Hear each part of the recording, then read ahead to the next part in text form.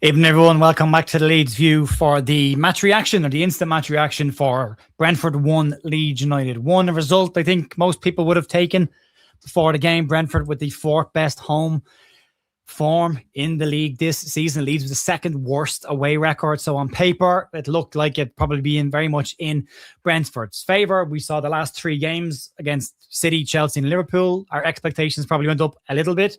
And I think we saw bits of the good and bits of the bad of Leeds United in both halves there, but it's an absolute result that I would have happily taken before the game. A 1-1 draw. I'd love a clean sheet, but I think in the grand scheme of things, it's a point gained for Leeds United, especially as the second half panned out the way it did.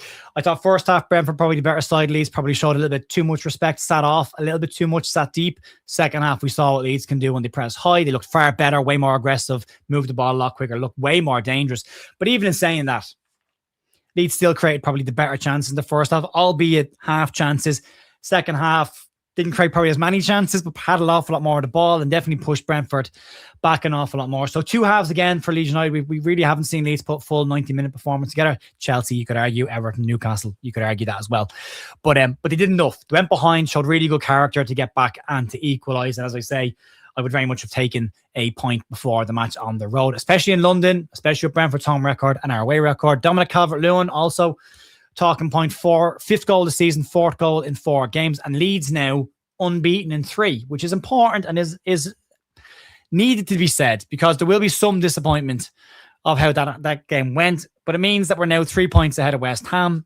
We have a slightly better goal difference as well, so just keep ticking along and adding points. We haven't had an L in 3 games, and that's massively important. You've got Crystal Palace at home now next weekend, so things can change there. Maybe get another result there. But just got to keep clocking up the points when they're there. But again, as I say, good character shown to get back. First half, we'll go through it, and I will be critical. I usually am critical of certain things, but I am happy with a point. I'm very happy with a point.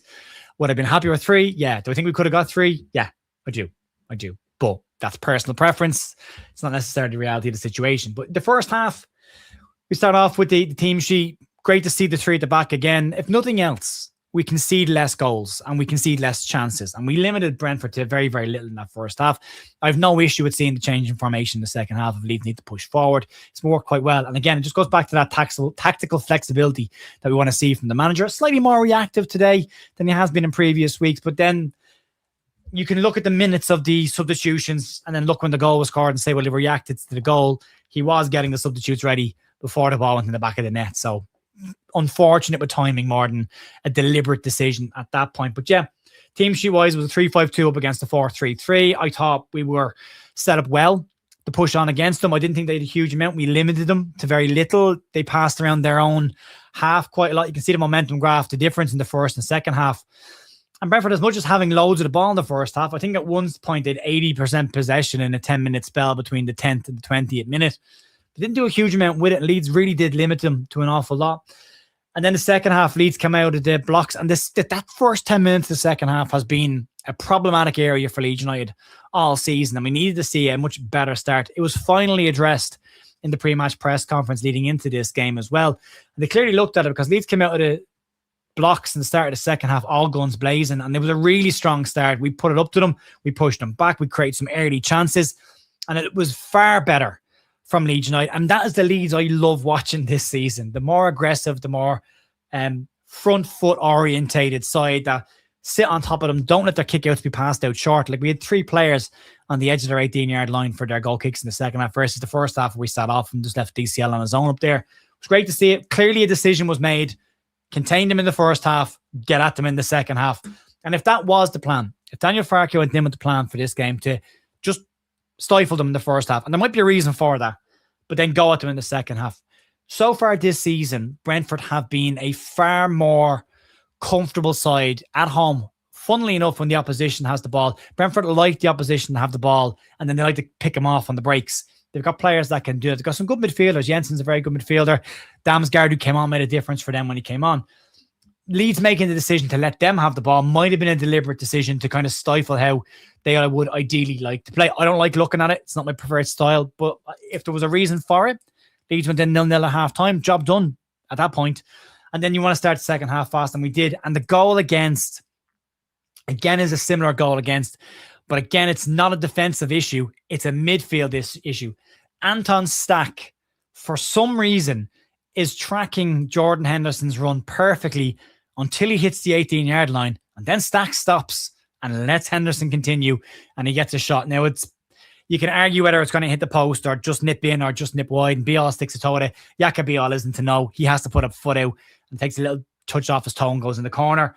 It might have been going in off the post. Anyway, you can argue whether it was or wasn't, but the bigger issue for me there is another week where a midfielder has stopped tracking a runner into the penalty area, and that's led to a goal. The reaction was really strong, though. Willie Gnonto makes a difference again when he came on tonight. He's just such a positive player. Funnily enough, it's weird to say it out loud. Premier League clearly suits Willie Gnonto far more than the Championship does. He looks a different player in the Premier League, and he looked really good when he came on as well. A couple of decent crosses put in before he eventually puts in the cross for the equaliser. And it's a wonderful header by Dominic Calvert-Lewin that gets Leeds back to 1-1. But they kept going. They kept pushing forward and they kept going at them. And only the last 5 minutes, Leeds started to drop off a little bit. Brentford kind of starting to kill the game a little bit. I should have said this at the start. We'll get to your comments towards the second half of this. And again, if you're watching on demand, you won't see the comment section. I'll clip them out so that you've got a pure, clean review of this when you're watching it tomorrow or tonight, whenever you decide to watch it. But yeah, we'll go through it as we normally tend to do. We'll go through the main incidents in it and the positives and negatives of both half of football, because there was positives and negatives in both halves. First half, I think up to the 20th minute, I just said, there's no forward press from Leeds. We're sitting in the mid block to a low block at times. Pretty static, out of possession. Players not really looking for the ball. We did win it back, not doing a huge amount. But at that point, up until the 20th minute, it was still fairly calm. We didn't have the ball, but we were calm without the possession. I think that's what the three at the back and the three in midfield actually give you, that central solidity there that just kept it relatively calm. 20 minutes was 82% possession between 10 and 20 for Brentford. And even at that, they hadn't done a huge amount with it. So Leeds' defensive performance at that point was doing quite well. But it did right in 23. Leeds are making no effort to get forward here. They're just not pushing forward. We are inviting a bit of pressure. It's not always a great idea for us. And then ironically, probably the best chance at that point comes to Leeds on 26th minute. It was a long ball forward by Leeds. Okafor kind of runs into a few players, it pings around a bit, and he breaks out with the ball and gets a run at them. But he's set wide, gets a shot. It's a good save by Queven Kelleher. But there's not one Leeds player coming into the penalty area to try and get on a second ball, which was disappointing to see at that point. But it was a chance. Again, Leeds giving away a lot of possession, fairly static, sitting off. The stuff we've seen this season from Leeds at times, but again, in this shape, seem to be a lot more defensively solid and calm when they don't have it. 30-minute Okafor is another chance. Again, he gets put wide, 1v1 up against Nathan Collins, and it's a pull back towards the back post, and Jayden Bogle's got to tap in if it makes it. He's made a good run to the back post, but Queven Kelleher, who had a very good game for them, sticks a toe out and pokes it away, and it doesn't get the Bogle. In the end, 34th minute, they get a penalty shout. Softest penalty shout I've seen. And Dominic Calvert-Lewin and Pascal Struijk are both dragged to the ground in the second half in a far more aggressive manner than Gabby Goodmunson on it with Taro. And they check for a penalty, and there was no check for the two Leeds ones in the second half. Like Pascal Struijk in the second half nearly has the jersey pulled off his back, and there's not even a check for a penalty, which, again, as somebody said in the watch along, VAR checks for club badge first. But yeah, there's a shout for a penalty. Goodmunson does have a hand on his shirt. He goes down. I think it's pretty soft. VAR check and rule it out for offside, which was lucky. 38-minute Leeds then have a couple of crosses. Stack whipped the ball in, gets cut out. Then Jayden Bogle whips across in and gets cut out again. But Leeds are pushing forward and starting to be on the front foot. Then Brentford get a chance on 41 minutes. Pretty bad defending. Pascal Struijk picks the ball up just outside the centre circle in the Leeds half. I think he gets caught in between two minds whether to pass it backwards or pass it forwards. He ends up passing it sideways, but doesn't put enough on it. They win the ball back. It goes to Henderson, and then Rodon and Struijk both run at the player and leave Potter completely free on the edge of the 18-yard line. And the ball's flicked through for him. And it's a good save by Lucas Perry. And then 43 minutes, difficult enough chance. I thought it was easier first watching it a second time. Much tougher. Good cross from DCL's, headed back across goal, went out to Naka. And then Noah Okafor with a bicycle kick kind of volley, but it's behind him. He has to check his runs, try and get back, and hits off his shin. But you go in at halftime 0-0, and the notes I wrote down were, from a positive perspective, we limited them to very few chances. We defensively were pretty decent, bar that one option or one possibility in the second half. And Gabby Goodmunson up against Wataru was excellent throughout the 90 minutes, but just kept him to nothing. He couldn't get past him. there are people that criticise Gabby Goodmunson's defending. If you look at his statistics this season, Gabby Goodmunson is probably one of Leeds' best defenders statistically. You saw today, they couldn't get past him on that side. Just could not. The only time Ataro gets in is when he goes 1v1 with Stroke in the second half, and that's a massive mismatch. You've got a tricky player versus a centre-back, and centre-back's going to lose that. Negative-wise, not attacking, not pressing, not pushing forward, not really trying to get out. And that was disappointing to see. But yeah, halftime possession was 65% to Brentford and 35% to Leeds. But Leeds had 3 chances to Brentford's 1. So even with this sitting off, Leeds still managed to create 3 decent chances. And no, Okafor in the first half was the main player for Leeds to try and make something out of nothing and had to make those chances on his own. And then, as I say, you go into halftime and what you're hoping for is we don't see this second half start that we've seen too often this season. And again, the momentum graph suggests the first 10 minutes of the second half was all Leeds United, and it was. They came out very aggressively, and it was great. And it only took them a couple of minutes to get a chance. It was the 48th minute. It was a really good spell of possession by Leeds United. Ethan Ampadu nicked the ball back across it, and Dominic Calvert-Lewin had a header from between the penalty area and the edge of the box that went straight to their goalkeeper. But it was a chance. And then at 52 minutes, the possession is completely flipped. Leeds had 80% of the possession so far in the second half. But at 64 minutes, it started to drop off. You couldn't keep that going without getting anything from it. Brentford are starting to get back into it a little bit. The intensity had begun to drop off. And then at 68 minutes, Brentford have a half a chance. Damsgaard finds some space, gets the ball to Jensen, ball around the corner, and it's a shot blocked by Pascal Struijk in the end, which is a good block by him. And then 70 minutes, the goal comes. And it's a good, well-worked goal by them, not from a Leeds perspective. And it's Jordan Henderson, and it's Damsgaard again, who did make a huge difference. It's a ball down the line for Jensen, who pulls it back. And again, as I say, Anton Stack, for some reason, decides to stop running with Jordan Henderson after tracking him all the way to the 18-yard line, stops then. He runs forward, gets a shot, takes a deflection, goes into the bottom corner. And it's really a kick in the gut because Leeds had started the half so well and looked like they were trying to create some stuff, and it was kind of a goal out of nothing. 72 minutes, Leeds made their changes, and that's the point that I'm making. And some people will say that and I've been critical of Daniel Farke's changes this year. This is not a reactive substitution. The players were standing on the sideline waiting to come on before the goal was scored. It's just a shame that it went in when it did. 74 minutes, Leeds another chance though. Long ball forward, drops to Brendan Aronson, and it's headed back. Sorry. And then it's Brendan Aronson and Noah Okafor, who both appeared to kick the ball together the exact same time, heads towards top corner. It's a good save by Queeveen. Kelleher, 82nd minute, Leeds score. Great goal. Really well worked. Ethan Ampadu, who I was starting to get a bit critical about slowing the game down, but he does really well to keep the ball alive. He's got a couple of opportunities to put the ball in. It bounces around a few times. And then it's a really good slide tackle from Ethan Ampadu between 2 Brentford players to get it to Nanto, who was a beautiful bend and cross away from Kelleher, and Dominic Calvert-Lewin with an absolutely wonderful header. You talk about the leap that he has and his ability to hang in the air. But once he gets up there, it's just a lovely little glance left-hand side of his head into the bottom corner. Beautiful goal. And it was Leeds were well worth a draw at that point, possibly even slightly more at that point. 84th minute then, Ampadu picked the ball up again from a clearance, reads it really well, picks it up and runs forward. And I thought he'd smash this one in the bottom corner. He just lets fly from distance, keeps it low, ends up being about a yard wide of the post. But Kelleher didn't know that either and was flying across his goal to try and get to that. And then 91 minutes, we see the changes. Jack Harrison comes on for Noah Okafor, and that's we're going to back off now and try and hold it. And we see it out. And it's a 1-1 draw. So it depends on how you look at this. Could Leeds have gone on the front foot at the start of this game and maybe tried to take the game to Brentford? They could have. But does that play into Brentford's hands the way they like to play this season? At home, it probably does. Leeds kind of stifled them in the first half. Second half was very good for the most part by Leeds. Didn't create a huge amount of goal scoring chances in the game. Neither side really did. But again, as I say, it does show good character for Leeds United to get a point after being a goal behind. I do have an issue with this player running into the box. It's bothering me this year. It needs to be stopped because it's Ethan Ampadu a couple of times this year has done it. Anton Stack's done it a couple of times. Longstaff's done it once. Kind of sharing around. They've got to track those runners all the way in and just limit those chances. But as I say, and it has been talked about, you switch off in the Premier League for a split second, you concede. Leeds switched off in the first half once, got away with it. Second half once, they score.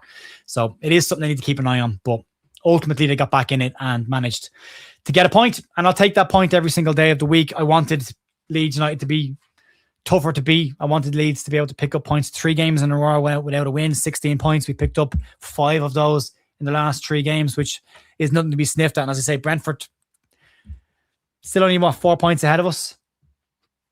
So West Ham losing today as well. That means we get a 3-point gap on them. Nottingham Forest with a great win against Spurs means they stay ahead of us by 2 points. But we're still very much in the mix. We're doing okay, pushing forward, and it's been more positive. And you needed to see that come out of the 3 games. The expectation level for Man City, Chelsea, and Liverpool was really low. So to get anything from those games, especially 4 points, was massive. And the performances were excellent. You wanted to see that carried into this game as well. It wasn't the performance we saw against Chelsea. The aggression wasn't there for as long as it was against them. It was far more of a conservative approach by Leeds. But again, maybe we're playing horses for courses here.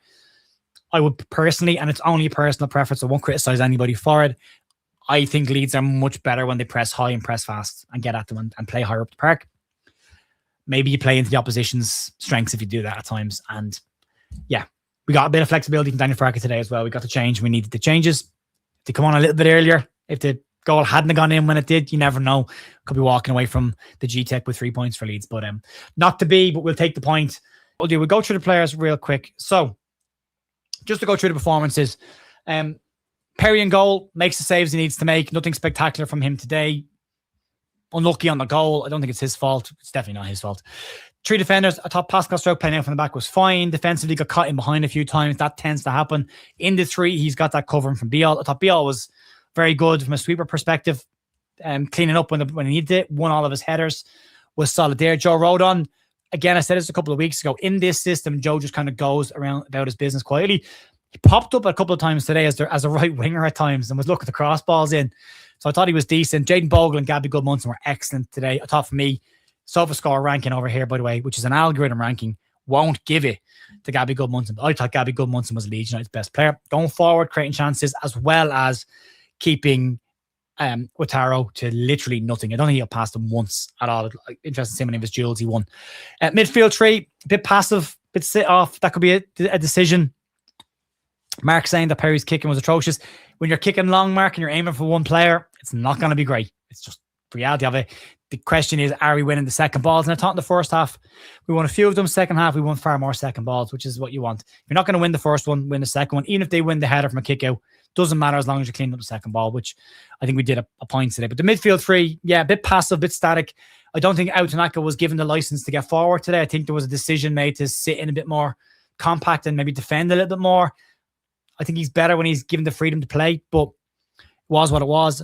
Okafor, not a natural striker, is a winger. Very good first half by Okafor. Had to do an awful lot on his own. Second half, didn't see an awful lot of him until they changed the system. He goes out wide. Then all of a sudden, he's back on the ball and he's running again. And Dominic Calvert-Lewin won his headers, held the ball up quite well today. I thought Okafor actually held the ball up at times very well in the first half. Not so much in the second half, but in the first half.